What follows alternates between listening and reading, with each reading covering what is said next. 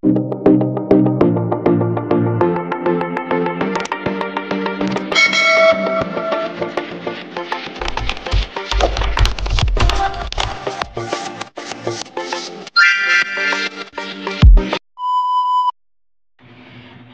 ka ba na baka iwan ka niya? Or takot ka ba na baka magloko siya sa inyong relasyon?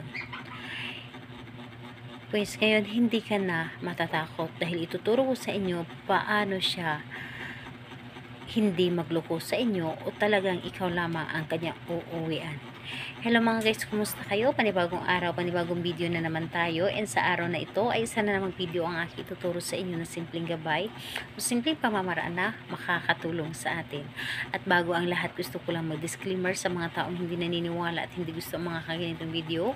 Please skip this video and maghanap kayo ng videos na gustong gusto nyo, dahil ang video na ito ay para lamang ito sa mga taong naniniwala and gusto mag-try.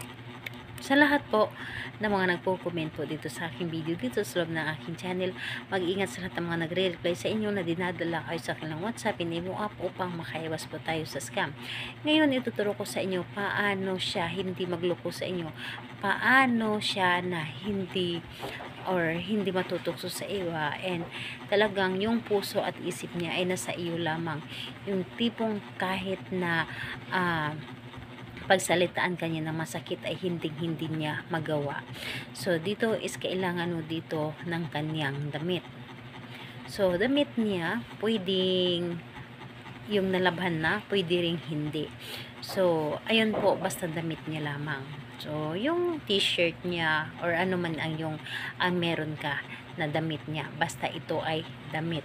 So ayun, ihanda mo lamang yung damit niya, and syempre yung sarili mo lang, kailangan na ihanda mo lamang dito ay yung sarili na kailangan alam mo sa yung sarili na gustong gusto mo itong gawin at buo ang yung loob sa paggawa nito, and gusto mo na hindi siya magloko sa inyo at ikaw lamang ang kanyang mamahalin, at kahit na ano ang gagawin mo ay ikaw at ikaw lamang ang kanyang pipiliin.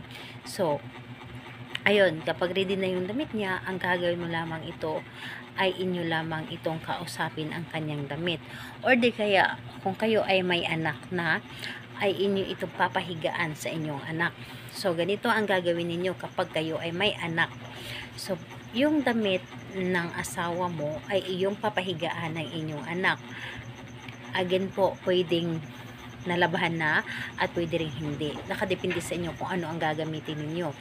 Papahigaan ninyo ito ng inyong anak, and pagpahiga mo nito or unanan niya, pagkauna ng inyong anak sa kanyang damit ay sabihin ninyo dito, ang iyong kaluluwa at kaluluwa ng iyong ama or ina at ang aking kaluluwa ay iisa, wala kang ibang uuwian or wala kayong ibang uuwian kundi ako lamang, wala kayong ibang mamahalin kundi ako lamang, maging mataas ang respeto ninyo sa akin.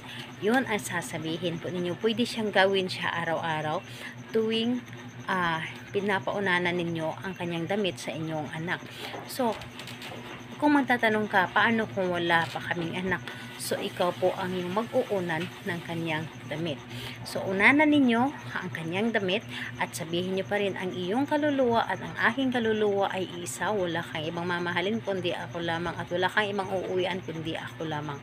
Yun ang gagawin ninyo. So wala sa araw, wala sa oras, pwede mo itong gawin.